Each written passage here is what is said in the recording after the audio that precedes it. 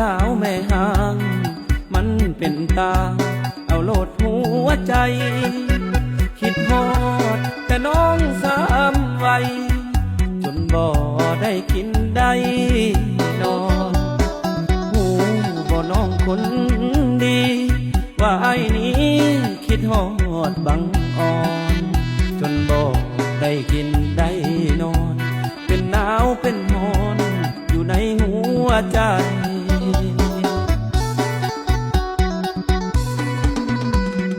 จ้องหน้าจอคอยท่าอยากเสร็จหาบอกหักน้องคนงามถึงน้องสิมีลูกสามแต่ความงามยังบ่ล้นหายอยากลมน้ำน้องดนผู้บอกว่าคนทางนี้สิขาดใจกะย้อนคิดฮอดน้องหลายเฮ็ดจังใดมันก็บ่สู้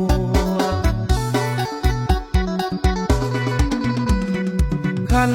ว่าคนเป็นไข้ซื้อยามาใส่มากินก็ดีแต่คนคิดฮอดไม่ดีกินยายังมันก็บ่สู้เห็นยังก็คิดเห็นแต่หน้าจนว่าอ้ายสิเป็นบ้าป่วยอยากไปหาอยากไปเดินควงมันบ่สู้อยู่ในหัวใจ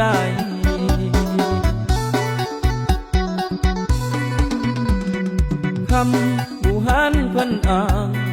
เอาแม่หางนั่นหูหน้าที่เวียดบ้านการเฮือนก็ดีมีลูกพร้อมนั่นแหละคือกำไรเป็นแม่หางแต่ก็ยังงามลูกสองลูกสามความงามบ่หล่นหายถ้าได้น้องมาเป็นคู่เพียงกายจะขอเอาใจทั้งวันทั้ง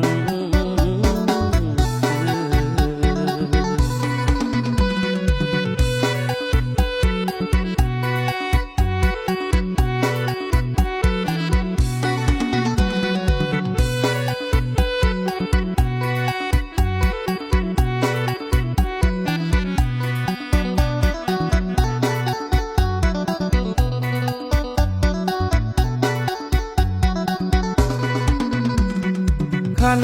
ว่าคนเป็นไข้ซื้อยามาใส่มากินก็ดีแต่คนคิดฮอดไม่ดีกินยายังมันก็บ่สู้เห็นยังก็คิดเห็นแต่หน้าจนว่าอ้ายสิเป็นบ้าป่วยอยากไปหาอยากไปเดินควงมันบ่สู้อยู่ในหัวใจ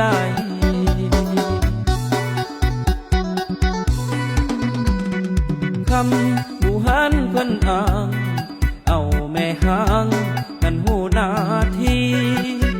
เวียดบ้านการเฮือนก็ดี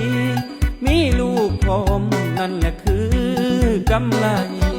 เป็นแม่หางแต่ก็ยังงามลูกสองลูกสามความงามบ่หล่นหายถ้าได้น้องมาเป็นคู่เพียงกายจะขอเอาใจทั้งวัน